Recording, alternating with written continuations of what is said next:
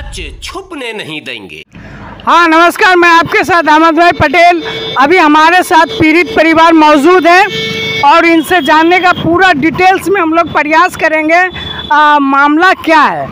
Sir, हमारे channel में बहुत बहुत शुक्रिया आपको।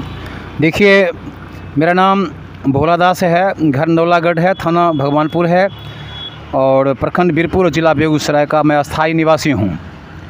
और हमारी मामला क्या है? मामला ये है कि हमारी 5 खेसरा खतियानी ज़मीन है, जिस ज़मीन के बारे में मुझे 8 साल पहले 9 साल पहले जानकारी मिली थी और एबार्ड से 1947 जो हमारी ज़मीन रोड में कट गई थी उसका एबार्ड का मेरे पास नकल है, 50,000 का चेक भी मिला था। और बगल में ही 3946 है, तो उसको 2 टुकड़ा में विभाजित करके राम लगन सिंह रखे हुए थे और पलटन ठाकुर रखे हुए थे। जब मैंने उस पर आज से 12 साल पहले हमने जब खोपड़ी लगा दिया था तो राम लगन सिंह आए और बोले कि ज़मीन हमारी है। तो मैंने उनको कहा कि यदि आपकी ज़मीन है तो आप केवाला दिखावें। तो उन्होंने कहा कि ठीक है, 1 महीना के बाद मैं आपको केवाला दिखाऊंगा।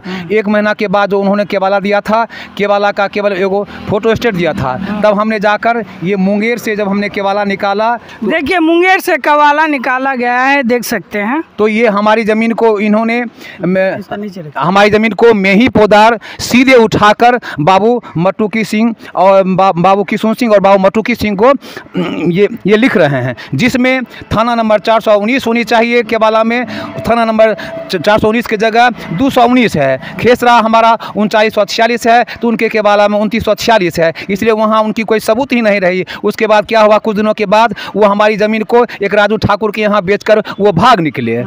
उसके बाद बीच में हम लड़खड़ा गए, गरीब लोग थे, पुअर परिवार से बिलोंग करने वाला थे, इसलिए हमने फिर बैठ गए। उसके बाद फिर हमें हमारी आर्थिक स्थिति कुछ मजबूत हुई तो फिर हमने उस ज़मीन पर अमीन रखा। अमीन जब रखा तो पलटन ठाकुर और प्रोफेसर धनिक ठाकुर उन्होंने दावा किया कि हमारी ज़मीन है। तब उनको मैंने जब कहा कि आप हमें भी कबाला दिखाएं तो उन्होंने कबाला दिखाया। तो 21/2/1958 को हमारी ज़मीन को भीखो हजाम, प्रोफेसर फुदो हजाम, दोरिक ठाकुर, प्रोफेसर राम शंकर ठाकुर को लिख रहा है। और मेरा वंश कहाँ लिख रहा है? मैं इन दोनों को कहता हूँ कि आप मुझे सही कबाला दिखने दें।